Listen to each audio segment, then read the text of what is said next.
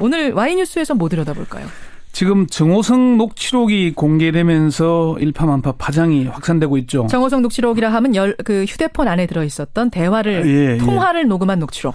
최순실 씨가 국정에 어느 정도 깊숙이 개입했는지를 여실히 보여주고 있는 자료입니다. 그렇습니다. 그런데 국회의 탄핵소추위원, 이게 국회 법사위원들로 구성되어 있습니다. 정작 이 녹취록을 열람하지 못한 것으로 확인이 됐습니다. 그래서 국회 탄핵소추위원들은 왜 정호성 녹취록 열람도 못했나 이렇게 주제를 정해봤습니다. 아니 국회의원 중에서도 탄핵소추위원들이 보자는데 안 보여줘요? 자료는 지금 헌법재판소에서 국회로 넘어왔습니다. 이게 지난달 30일, 12월 30일 오후에 넘어왔다고 합니다. 근데 사실 아직 그 국회 소추위원들, 법사위원들 못 보고 있다 그래요. 아니 탄핵소추위원이라면 이 탄핵 재판에서 일종의 검사 역할을 하는 의원들이거든요. 그렇습니다. 검사 역할을 해야 되는데 검사가 녹취록 보자는데 녹취록 공개가 아직 일주일이 되도록 안 되고 있다. 심지어 언론에서 이거 빼내가지고 보도도 하던데. 이제 그게 그래서 이제 이게 오늘 주제를 잡은 건데요. 어쨌건 이게 탄핵 재판에 있어서는 헌법재판소가 재판장이고 국회 소추위원들이 검사고 대통령 측 피청구인 측 대리인이 변호사가 역할을 하게 되죠. 그렇죠. 그러면 당연히 검사들이 기록을 봐야 되는데 물론입니다. 직접 소추위원들은 못 보고 소추위원들이 대리인으로 선임한 법률 대리인들은 기록을 보고 있습니다. 조금 좀 이상한 구조죠. 저는 이해가 안 가네요. 어쨌건 헌법재판소는 검찰에서 넘겨받은 3만 2천여 쪽 분량의 수사 기록을 복사해서 국회 소추위원 대리인단과 박 대통령 대리인단에 보냈고요.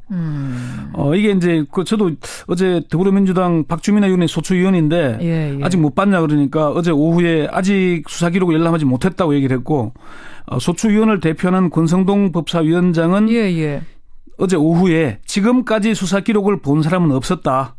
내일부터 볼 사람은 보라고 했다. 이렇게 얘기를 했어요. 아니 일주일 지났는데도 연락 못했다는 게 말이 됩니까? 말이 잘 안 되죠. 안 되죠. 그런데 이제 권성동 위원장 쪽 얘기를 들어보면은 일정상 또 그럴 수도 있겠다는 생각이 드는데 12월 30일 오후에 넘어왔다 그래요. 근데 일부 소추위원들이 기록을 열람하려고 했지만은 법사위원장의 구체적인 지침이 없어서 공개하지 못했다, 못 봤고. 지침이 없어서 그날은? 어떻게 공개하고 어떻게 뭐 관리하라는 지침이 없어서 못 봤다 그러고. 그리고 12월 31일과 1월 1일은 토요일과 일요일 휴무였잖아요. 휴무여서 못 봤고. 1월 2일은 권성동 법사위원장의 보좌진들이 전원 휴가였다고 합니다. 그리고 3일은 1차 공개 변론 때문에 소추위원들이 헌재에 주로 있었고. 어제 오후에 이제 소추위원 회의에서 오늘부터 열람하는 걸로 했다는 겁니다. 근데 오늘도 헌재 2차 변론 기일 때문에 헌재에 있어야 되니까 못 볼 가능성이 높죠. 아니 지금 탄핵소추위원들은 국민들 대변하는 사람들입니다. 전원 휴가여서 보좌진이 전원 휴가여서 못 보고 뭐 1일이어서 못 보고 2일이어서 못 보고 이거 뭡니까? 권성동 위원장은 뭐라고 해요? 이제 이게 사실 권성동 위원장은 뭐 자신은 못 보게 한 적은 없고 와서 보라고 했다.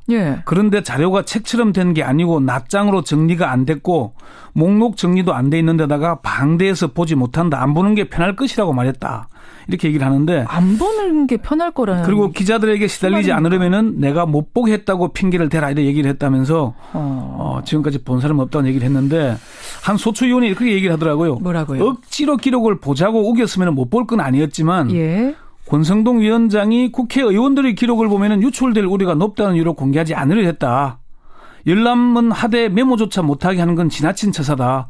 3만 2천 쪽인데 메모도 못하고 열람하라 그러면 그게 얼마나 머리가 좋아서 그걸 보겠습니까? 컴퓨터도 아니고. 자, 그렇다면 도대체 정호성 녹취록에 얼마나 민감한 게 들어있길래 이러는 것인가. 소추위원들까지도 이렇게 무슨 뭐 지침이 내려오고 언제부터 봐라 어떻게 봐라. 왜 그러는 겁니까? 이게 지난해 12월 29일이죠. 검찰특별수사본부가 정호성 전 비서관의 자택을 압수수색하면서 2대의 휴대전화를 확보했잖아요. 그렇죠. 그 전화기 안에 12개의 파일, 28분 분량의 녹음이 박 대통령과 정호성, 최순실과 정호성의 대화 내용입니다. 녹취록을 본 법조인은 녹음 파일 자체가 2013년 10월과 11월에 집중돼 있고 뇌물죄 등 공소 사실과는 무관하다. 그렇지만은 박 대통령과 최순실의 힘의 관계를 엿볼 수 있는 중요한 자료다. 예. 최순실이 지시하고 박 대통령이 따르는 그런 모양새라는 거죠. 그렇죠. 예, 그게 뭐 이미 뭐 JTBC나 보도되고 있는 그런 내용들입니다. 예. 최 씨가 총리 회담에도 관여한 것으로, 총리 담화에도 관여한 것으로 보이는 녹취록이 있고, 그렇죠. 국무회의나 수석 비서관 회의에서 해야 할 발언에 대해서도 일종의 지침을 주는 걸로 나와 있습니다. 그렇죠. 그리고 정호성 비서관은 최순실 씨를 선생님이라고 깍듯하게 호칭하고. 깍듯하게 부른 거. 이런 내용이라면 빨리빨리 보고 국민들에게 최대한 많이 공개해서 이게 지금 탄핵당할 일인가 아닌가 이거 판단하게 해줘야 되는 거 아닙니까? 그렇습니다. 사실 단순하게 형사사건의 기록으로 봐서 비공개해서는 안 된다는 이론이 높습니다. 녹취록만 공개할 게 아니고 녹음 파일, 육성을 그대로 공개해야 되는 이론이 높거든요. 그렇죠. 이미 검찰 특별수사본부와 특별검사의 수사팀, 그리고 국회 소추위원 측 법률 대리인단과 피청구인 법률 대리인 등 수십 명이 이미 정호성 녹취록을 봤습니다. 피청구인의 법률 대리인이라면 그러니까 박근혜 대통령 변호사들은 봤다는 거잖아요. 거기 그 국회 측 법률 대리인들도 봤고요. 국회 측 변호사와 대통령 측 변호사 수십 명은 이미 봤는데 국민들은 모르고 탄핵소추 위원 국회의원들은 모르고 청취자 최호중님 지금 장난칩니까? 왜 이럽니까 하셨고 정소연님도 안 보는 게 편하다고 무슨 이런 말을 합니까? 변영심님도 아직 뭐가 중요한지 아직도 모릅니까? 어이가 없다 이런 문자들 쏟아집니다. 그러니까 정호성 녹취록과 안종범 업무수첩 같은 핵심 물증은 국민의 알 권리 보장 차원에서 공개해야 한다는 이론이 높습니다. 헌법학자와 법조인들에게 물어보니까 탄핵 심판과 관련된 정보는 공익상 목적이 있고 주권자인 국민이 반드시 알아야 될 알 권리 보장 차원에서 반드시 공개해야 된다 그런 얘기를 하거든요. 형사소송법 47조에는 소송에 관한 서류는 공판의 개정 전에는 공익상 필요, 기타 상당한 이유가 없으면 공개하지 못한다고 했는데 공익상 필요하고 상당한 이유가 있으면 그럼 할 수 있다는 거잖아요. 그렇습니다. 그래서 헌법학자들이 공개해야 된다는 얘기를 하는 거죠. 권 기자는 혹시 조금이라도 보셨어요? 그 녹취록? 직접 보지는 못했고 봤다는 사람의 얘기를 전해 들었습니다. 그래서 가급적 녹음 파일을 구해보려고 백방으로 노력하고 있는데 상당히 접근도 안 되고 있습니다. 참.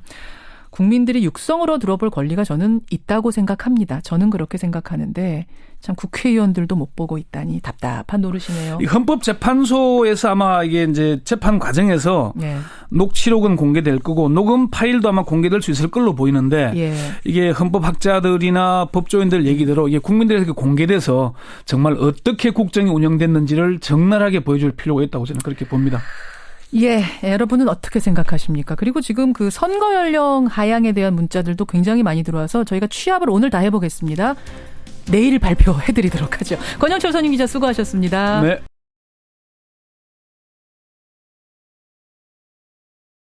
오늘 Y뉴스에서 뭐 들여다볼까요?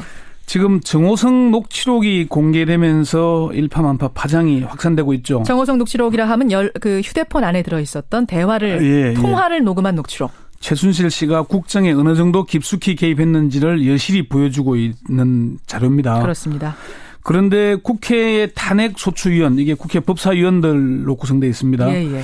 정작 이 녹취록을 열람하지 못한 것으로 확인이 됐습니다. 그래서 국회 탄핵소추위원들은 왜 정호성 녹취록 열람도 못했나 이렇게 주제를 정해봤습니다. 아니 국회의원 중에서도 탄핵소추위원들이 보자는데 안 보여줘요?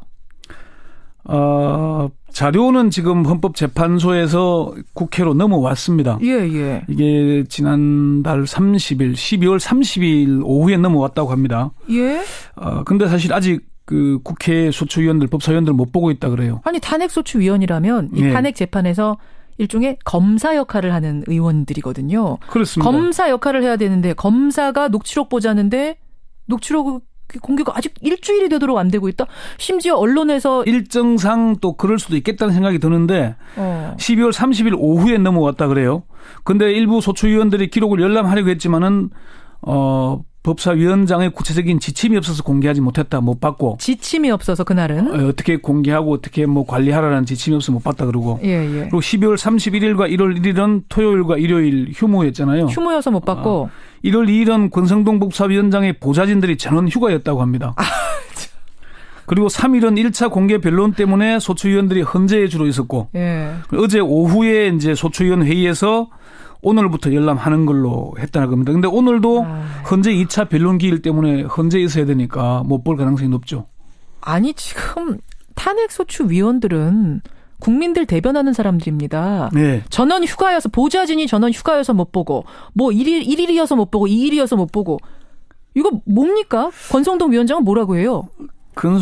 이제 이게 사실 권성동 위원장은 뭐 자신은 못 보게 한 적은 없고 와서 보라고 했다. 예. 그런데 자료가 책처럼 된 게 아니고 낱장으로 정리가 안 됐고 목록 정리도 안 돼 있는 데다가 방대해서 보지 못한다. 안 보는 게 편할 것이라고 말했다. 이렇게 얘기를 하는데 안 보는 게 편할 거라는. 그리고 기자들에게 시달리지 않으려면은 내가 못 보게 했다고 핑계를 대라 이렇게 얘기를 했다면서 지금까지 본 사람 없다는 얘기를 했는데 한 소추위원이 그렇게 얘기를 하더라고요. 뭐라고요? 억지로 기록을 보자고 우겼으면 못 볼 건 아니었지만 예. 권성동 위원장이 국회의원들의 기록을 보면은 유출될 우려가 높다는 이유로 공개하지 않으려 했다. 열람은 하되 메모조차 못하게 하는 건 지나친 처사다. 32,000쪽인데 메모도 못하고 열람하라 그러면 그게 얼마나 머리가 좋아서 그걸 보겠습니까? 컴퓨터도 아니고. 에이. 자, 그렇다면 도대체 정호성 녹취록에 얼마나 민감한 게 들어있길래 이러는 것인가. 소추위원들까지도 이렇게 무슨 뭐 지침이 내려오고 언제부터 봐라 어떻게 봐라. 왜 그러는 겁니까? 이게 지난해 12월 29일이죠. 검찰특별수사본부가 정호성 전 비서관의 자택을 압수수색하면서 2대의 휴대전화를 확보했잖아요. 그렇죠. 그 전화기 안에 12개의 파일, 28분 분량의 녹음이 박 대통령과 정호성, 최순실과 정호성의 대화 내용입니다. 예. 녹취록을 본 법조인은 녹음 파일 이거 빼내가지고 보도도 하던데? 이제 그게 그래서 이제 이게 오늘 주제를 잡은 건데요. 어쨌건 이게 탄핵 재판에 있어서는 헌법재판소가 재판장이고 국회 소추위원들이 검사고 대통령 측 피청구인 측 대리인이 변호사가 역할을 하게 되죠. 그렇죠. 그러면 당연히 검사들이 기록을 봐야 되는데 물론입니다. 직접 소추위원들은 못 보고 소추위원들이 대리인으로 선임한 법률 대리인들은 기록을 보고 있습니다. 조금 좀 이상한 구조죠. 저는 이해가 안 가네요. 어쨌건 헌법재판소는 검찰에서 넘겨받은 32,000여 쪽 분량의 수사 기록을 복사해서 국회 소추위원 대리인단과 박 대통령 대리인단에 보냈고요. 이게 이제 저도 어제 더불어민주당 박주민 의원이 소추위원인데 아직 못 봤냐 그러니까 어제 오후에 아직 수사 기록을 열람하지 못했다고 얘기를 했고 소추위원을 대표하는 권성동 법사위원장은 어제 오후에 지금까지 수사 기록을 본 사람은 없었다. 내일부터 볼 사람은 보라고 했다. 이렇게 얘기를 했어요. 아니 일주일 지났는데도 연락 못했다는 게 말이 됩니까? 말이 잘 안 되죠. 안 되죠. 그런데 이제 권성동 위원장 쪽 얘기를 들어보면은 이 자체가 2013년 10월과 11월에 집중돼 있고 뇌물죄 등 공소 사실과는 무관하다. 그렇지만은 박 대통령과 최순실의 힘의 관계를 엿볼 수 있는 중요한 자료다. 최순실이 지시하고 박 대통령이 따르는 그런 모양새라는 거죠. 그렇죠. 그게 뭐 이미 JTBC나 보도되고 있는 그런 내용들입니다.